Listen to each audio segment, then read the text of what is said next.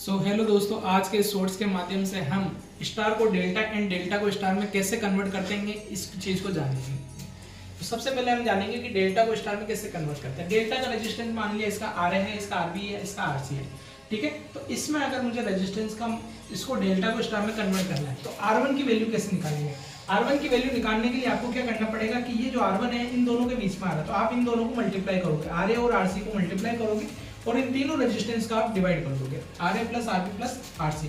Similarly बात करूंगा मैं R2 के लिए। R2 में आप ध्यान से देखिएगा, R2 कहाँ आ रहा है, इन दोनों के बीच में आ रहा है, तो RA और RB को मल्टीप्लाई करूंगा और तीनों रेजिस्टेंस को जोड़ देंगे, ठीक है। अगर मुझे R3 को निकालना है तो हम क्या करेंगे, ये R3 किन के बीच में आ रहा है, RB और RC के बीच में आ रहा है, तो इन दोनों को मल्टीप्लाई करेंगे और तीनों रेजिस्टेंस को जोड़ देंगे, तो ये इससे क्या होगा, हमारे डेल्टा से स्टार में कन्वर्जन हो जाएगा। सिमिलरली अब हम बात करते हैं स्टार को डेल्टा में किस प्रकार से कन्वर्ट करते हैं। तो स्टार में मैंने मान लिया कि इसका रेजिस्टेंस R1 है, इसका मान R2 है, इसका मान R3 है। अब इसको हम डेल्टा में कन्वर्ट करना चाहते हैं तो RA का मान हमें निकालना। RA का मान हम किस तरीके से निकालेंगे, तो इसमें क्या करना पड़ता है, हमें ग्रुप लेने पड़ते हैं। तो देखिएगा R1 को R2 से मल्टीप्लाई कीजिए, R1 into R2 plus R2 plus into R3, R2 into R3 plus R3 into R1। तो ये चीज तो सब में कॉमन होती है, इसमें डिवाइड करने का अपने को ध्यान रखना पड़ता है।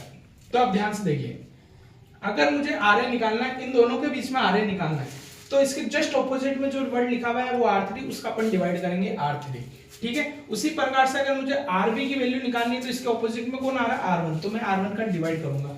अगर मैं बात करूंगा R3C के लिए तो R3 के सामने कौन आ रहा है ऑपोजिट में, R2, तो R2 का डिवाइड कर देंगे। तो इसी तरीके से हम स्टार को डेल्टा एंड डेल्टा को स्टार में कन्वर्ट कर सकते हैं।